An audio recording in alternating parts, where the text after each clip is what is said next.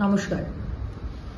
আমার সমস্ত আসানসোল দক্ষিণের ভারতীয় জনতা পার্টির কার্যকর্তা ভাইরা বোনেরা এবং সাধারণ মানুষের কাছে আহ্বান করি, শুধু হিন্দু ভাই বোনেরা নয়, আজকে আমার রাষ্ট্রবাদী মুসলমান ভাই বোনেরা, আমার শিখ, খ্রিস্টান, জৈন, বুদ্ধিস্ট সবার কাছে আহ্বান করি, আজকে এই মমতা ব্যানার্জির সরকার তারা আজকে 26,000 চাকরি আমাদের মধ্যবিত্ত বাঙালি হিন্দু পরিবার, মুসলমান পরিবার, আমাদের পশ্চিমবঙ্গের নাগরিক, তাদের আজকে চাকরি চলে গেছে। যারা যোগ্য, অযোগ্য আছে কিন্তু যোগ্যদেরও চাকরি গেছে, এবং সেখান থেকে দৃষ্টি ঘোরানোর জন্য আজকে মমতা ব্যানার্জি দাঙ্গা লাগিয়েছেন মুর্শিদাবাদে, এবং জায়গায় জায়গায় উনি দাঙ্গা লাগাবার প্ররোচনা করছেন, ইনস্টিগেট করছেন।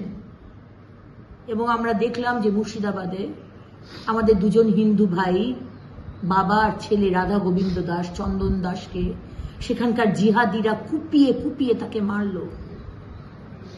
এটা চলতে পারে না।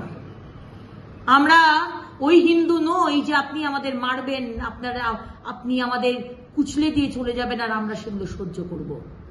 এর প্রতিবাদ হবে সারা পশ্চিমবঙ্গে জুড়ে। আজকে হিন্দু শহীদ দিবস আমরা পালন করছি, তাই আমার সমস্ত কার্যকর্তা এবং সাধারণ মানুষের কাছে আমার আহ্বান, দিদিভাইয়ের আহ্বান, আমরা এই ধর্মের রাজনীতি চাই না, এবং এই তুষ্টিকরণের যে রাজনীতি, যে আগুন নিয়ে খেলা মমতা ব্যানার্জি আপনি শুরু করেছেন, যেটা ইমিডিয়েটলি বন্ধ করুন। আপনাকে অ্যারেস্ট করা হোক, আপনি পরিবেশকে অশান্ত করছেন। তাই আজকে বিকেল 4টের সময় ত্রিবেণী মোড়ে আমরা শহীদ দিবস পালন করব আমাদের দু ভাই রাধা গোবিন্দ দাস, চন্দন দাসের স্মরণে। সবাই আসবেন, আমি কিন্তু থাকবো।